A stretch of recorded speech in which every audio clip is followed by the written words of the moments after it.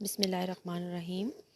السلام علیکم اسٹوڈنٹس، آج ہم حصہ غزل سے آغاز کریں گے۔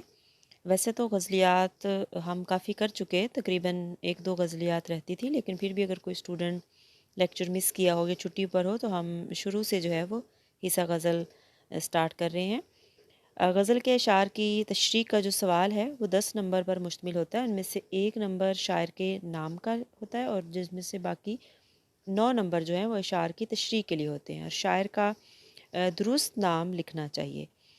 اور امتحانی پرچے میں تشریح کے لیے غزل کے 3 اشعار دیے جاتے ہیں، اور غزل کا چونکہ ہر شعر ایک دوسرے سے منفرد ہوتا ہے، الگ اکائی کی حیثیت رکھتا ہے، لہٰذا غزل کے ہر شعر کی تشریح جو ہے وہ الگ کرنی چاہیے، اور اشعار کی تشریح کرتے ہوئے مشکل الفاظ کے معنی جو ہیں وہ الگ سے لکھنے کی کوئی ضرورت نہیں ہے۔ آج ہم پہلی غزل پڑھ رہے ہیں جس کے شاعر کا نام ہے خواجہ میر درد۔ اور خواجہ میر درد کے بارے میں تھوڑا تعارف میں دے دوں آپ کو۔ خواجہ میر درد دہلی میں پیدا ہوئے۔ ویسے تو سیکنڈ ایئر ہم یہ سب پڑھ چکے ہیں۔ خواجہ میر درد ایک باعمل صوفی تھے۔ ان کی شاعری میں دوسرے شاعروں کی نسبت جو ہے وہ ایک منفرد اور الگ رنگ جو ہے وہ نظر آتا ہے۔ خواجہ میر درد کا سب سے بڑا کمال یہ ہے کہ انہوں نے عشق و محبت کے روایتی مضامین کو تصوف کی چاشنی کے ساتھ پیش کیا، اور میر درد کو اردو کا سب سے بڑا صوفی شاعر تسلیم کیا جاتا ہے۔ اگر آپ سے آبجیکٹیو میں بھی پوچھا جائے کہ اردو کا سب سے بڑا صوفی شاعر کون ہے تو آنسر کیا ہوگا آپ کا؟ خواجہ میر درد۔ جب مغلیہ سلطنت جو ہے انتشار اور فسادات کا شکار ہوئی تو دہلی چونکہ مغلیہ سلطنت کا مرکز تھا، اس وجہ سے فسادات کا گڑھ بن گیا، اور ہر طرف افراتفری اور انتشار کا دور تھا۔ لوٹ کسوٹ کا بازار گرم تھا، لکھنؤ میں قدرے امن تھا، لہٰذا شرفا اور شاعر جان و مال کی حفاظت کی خاطر دہلی سے لکھنؤ کی طرف ہجرت کر گئے۔ دیکھا دیکھی شاعروں نے بھی اسی طرح ہی جو ہے وہ جب ہجرت کی تو میر درد جو ہے انہوں نے وہیں پر سکونت اختیار کی، دہلی میں۔ وہ دہلی میں ہی رہے، انہوں نے دہلی کو چھوڑ کر لکھنؤ کی طرف ہجرت نہیں کی، انہوں نے اللہ پر بھروسہ کرتے ہوئے دہلی کو نہیں چھوڑا۔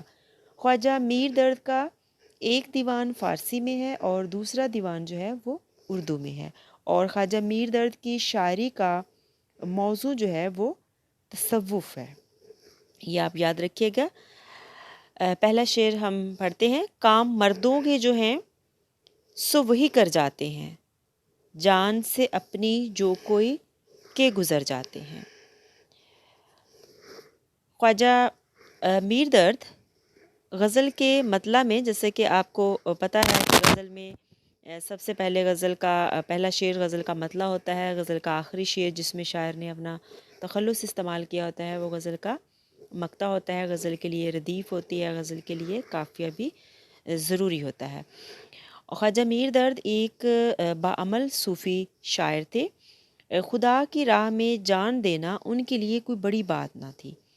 صوفیہ اور نیک لوگ اپنی زندگی کو اپنے اور اپنے محبوب حقیقی کے درمیان سب سے بڑی رکاوٹ خیال کرتے ہیں، اور وہ موت کو اپنے اور محبوب حقیقی سے ملنے کا ذریعہ سمجھتے ہیں۔ اگر راہ خدا میں اللہ کی خوشنودی کے لیے ان کی جان جائے تو وہ بڑی حوصلہ مندی سے جان دیتے ہیں۔ دنیا دار لوگ کیا کرتے ہیں؟ وہ موت سے خوف زدہ رہتے ہیں، مگر ایک روحانی آدمی، نیک آدمی موت کو ہنس کر گلے لگاتا ہے اور وہ اپنی کسی کمزوری کا مظاہرہ نہیں کرتا۔ میر درد ایسے ہی مردوں کو مرد حقیقت میں کہہ رہے ہیں کہ یہی بہادر ہوتے ہیں، اور انہی سے ہی ایسے کارناموں کی توقع کی جا سکتی ہے۔ چونکہ دنیا میں ہر وقت ہر دور میں انقلابات جو ہیں وہ رونما ہوتے رہتے ہیں۔ ان انقلابات کے پیچھے اس دور کے نڈر بے باک جو انسان ہوتے ہیں ان کے جذبوں کو فراموش نہیں کیا جا سکتا، ان کے عظیم مقاصد کو فراموش نہیں کیا جا سکتا، جن مقاصد کے لیے انہوں نے اپنی جان کا نذرانہ دیا ہوتا ہے۔ تو خواجہ میر درد کہہ رہے ہیں کہ انہی عظیم انسانوں کو حقیقت میں مرد کہلانے کا حق ہے جو بہادری کا مظاہرہ کرتے ہوئے اپنا نام صفحہ ہستی پر رقم کر کے، جیسے قطب الدین ایبک، ٹیپو سلطان، سراج الدولہ، شاہ ولی اللہ، سید احمد شہید وغیرہ، جو تاریخ کے صفحات پر جو ہے وہ ہمیشہ ستاروں کی مانند چمک رہے ہیں، اور انہوں نے اپنے لہو سے ایسی روایات قائم کی جو آئندہ آنے والی نسلوں کے لیے ایک نمونہ رکھتی ہیں۔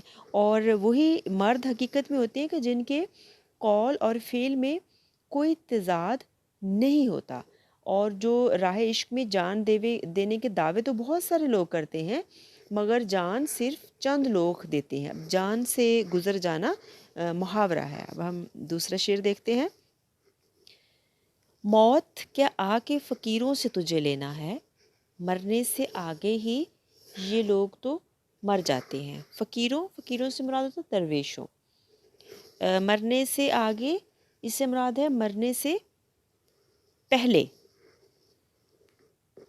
صوفیہ کے نزدیک جو ہے وہ موت دو قسم کی ہوتی ہے۔ ایک طبعی موت، جس میں انسان کی روح اس کے جسم کو چھوڑ دیتی ہے، اس کے انسان کے جو جسمانی اعضاء ہیں وہ کام کرنا بند کر دیتے ہیں اور انسان مردہ کہلاتا ہے۔ دوسری موت نفس امارہ کی موت ہے، جس میں صوفی اور درویش اپنی نفسانی خواہشات کو اس حد تک کچل دیتے ہیں کہ یکے بعد دیگری ان کی جو دنیاوی خواہشات ہیں وہ ختم ہو جاتی ہیں۔ اور صوفیہ کے نزدیک انسان کو اپنی نفسانی خواہشات کو مارنا ہی حقیقت میں کمال ہوتا ہے۔ میر درد کہہ رہے ہیں کہ اے موت، فقیر لوگ دنیا سے پہلے ہی کنارہ کر چکے ہیں، تو انہیں مزید پریشان نہ کر کہ اس طرح نفرت کے سوا کچھ حاصل نہیں ہوگا۔ صوفیہ کہتے ہیں کہ موت سے آنے سے پہلے ہی مر جانا جو ہے، یعنی موت کیا ہے، وہ قرب الہی کا باعث ہے۔ جب انسان اپنی اس عارضی اور ناپائیدار دنیا کے دھوکے میں نہیں آتا، دنیا کے معاملات میں دلچسپی وہ کم کر دیتا ہے، دنیا کا اس کے لیے دنیا میں کوئی مزہ باقی نہیں رہتا، تو وہ لوگ زندگی پر موت کو ترجیح دینے لگتے ہیں، وہ موت سے نہیں ڈرتے۔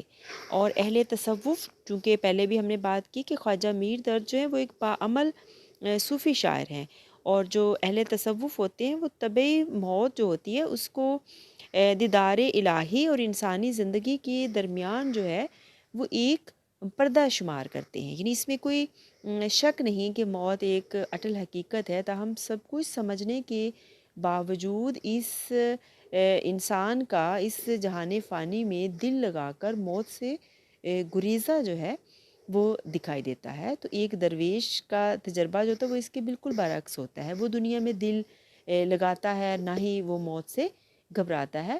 اس کے نزدیک جو دنیا جو ہے وہی موت کے مترادف ہوتی ہے۔ اگلا شعر دیکھیں۔ دید و دید جو ہو جائے غنیمت سمجھو، جو شرر ورنہ ہم اے اہل نظر جاتے ہیں۔ دید و دید سے مراد ہے ملاقات ہونا، آمنا سامنا ہونا، غنیمت مناسب سمجھنا۔ جو کہتے ہیں کی مانند، جو شرر چنگاری کی مانند، شرر کہتے ہیں چنگاری کو، جو شرر چنگاری کی مانند۔ اے اہل نظر، اے دانشمند، اے قابل لوگوں سے جو ہے وہ اس شعر میں شاعر مخاطب ہے۔ دنیا میں جو دوست ہے اس سے دید و دید ہونا، اس سے ملاقات ہونا، اس سے ملاقات کو غنیمت سمجھو اگر دوست سے ملاقات ہو جائے، ورنہ حقیقت یہ ہے کہ ہم چنگاری کی مانند کسی لمحے بھی رخصت ہو سکتے ہیں۔ شاعر کہہ رہے ہیں کہ دنیا کی یہ زندگی جو ہے وہ عارضی ہے، چند روزہ ہے۔ فنا کا اصول جو ہے وہ کائنات کی ہر چیز پر لاگو ہے۔ انسانی زندگی بہت ہی مختصر ہے۔ شاعروں نے اس مختصر زندگی کو کہیں کلی کی مسکان کہہ کر مخاطب کیا، کہیں چنگاری کی جمع کہہ کر، اور یہ بات واقعی ہی درست ہے۔ ہم ہر روز اپنے آس پاس لوگوں کو مرتے دیکھتے ہیں، ان کی زندگی کا اگر حساب ہم کرنے لگیں تو زندگی جو ہے وہ انتہائی مختصر عرصہ ہے، اور اہل نظر جو لوگ ہیں یا اہل تصوف جو ہیں وہ اس حقیقت سے آگاہ ہوتے ہیں، اور وہ کہتے ہیں کہ اس لیے یہاں جس قدر انسان کو وقت میسر آ جائے، جو اسے فارغ وقت ملے، اسے غنیمت سمجھو۔ جس دوست احباب سے اس سے ملاقات ہو جائے یہ غنیمت ہے۔ اور شاعر بھی اس شعر میں یہی پیغام دے رہے ہیں کہ اگر ہم دوستوں کو دیکھ لیتے ہیں، ان سے میل ملاقات کرتے ہیں، تو اس موقع کو غنیمت جان کر اس سے لطف اندوز ہونا چاہیے، ورنہ زندگی جو ہے وہ ناپائیدار اور فنا پذیر ہے۔ اگلا شعر ہے اسٹوڈنٹس: بے ہنر دشمنی اہل ہنر سے آ کر منہ پہ چڑھتے تو ہیں پر جی سے اتر جاتے ہیں۔ بے ہنر یعنی جس میں کوئی خوبی نہ ہو، اہل ہنر ہنرمند، قابل، ذہین لوگ، منہ پہ چڑھنا مقابل آنا، جی سے اتر جانا کہتے ہیں نظروں سے گر جانا۔ اسٹوڈنٹس، یہ زندگی کا دستور ہے کہ بے ہنر افراد دشمنی میں باکمال لوگوں کے مقابل آ جاتے ہیں، مگر حقیقت یہ ہے کہ بے ہنر افراد جب باکمال یا اہل ہنر لوگوں کے جب مقابل آتے ہیں تو ان کی وقت اور قدر جو ہے وہ کم ہو جاتی ہے، اور وہ لوگوں کے دلوں سے اتر جاتے ہیں۔ مغلیہ، جیسے سٹارٹ میں ہم نے بات کی کہ مغلیہ سلطنت انتشار و فسادات جو ہے وہ دہلی اس کا مرکز تھا، اور مغلیہ سلطنت پارا پارا ہو گئی، تو اس کے ساتھ ہی برصغیر پاک و ہند کے حالات اس قدر ناسازگار ہو گئے کہ قتل و غارت، خون خرابہ ایک عام سی بات بن گئی۔ پھر نااہل لوگ جھوٹ، فریب اور ریاکاری کے سہارے بڑے بڑے عہدوں پر براجماں ہو گئے۔ چنانچہ بے ہنر افراد نہ صرف باکمال لوگوں کے مقابل آگے، بلکہ لوٹ مار کے بلبوتے پر وہ باعزت بھی بن بیٹھے۔ وہ اہل کمال کی توہین اور ذلت کا سبب بن رہے تھے، جس سے معاشرہ مزید جو ہے وہ تباہی بدحالی کا شکار ہو رہا تھا۔ خواجہ میر درد نے اس شعر میں اپنے عہد کی، جو کہ ان کا عہد انتشار کا شکار ہو چکا تھا، اس کی افراتفری اور لوٹ مار کے تذکرے کے ساتھ یہ کہنا چاہ رہے ہیں کہ یہ جو دنیا اہل کمال اور ہنرمند لوگوں کی نہیں، بلکہ ان لوگوں کی ہے جو چور دروازوں سے اوپر آ جاتے ہیں اور پھر کمزور انسانوں کا خون پیتے ہیں۔ اور لیکن کیا ہوتا ہے کہ ایسے لوگ وقتی طور پر تو ہنرمند افراد کو مات دے جاتے ہیں، ان سے آگے نکل جاتے ہیں، مگر ان کی نااہلی، ان کی کمزوریاں جلد ہی دوسروں پر عیاں ہو جاتی ہیں، اور اس طرح وہ اپنا وقار کھو بیٹھتے ہیں۔ ان کے فریب کردہ لوگ اصلیت کھلنے پر انہیں نظروں سے گرا دیتے ہیں۔ حقیقت میں لوگوں کے دلوں میں گھر جو ہے وہ صاحب بصیرت لوگ ہی کرتے ہیں، باکمال لوگ کرتے ہیں۔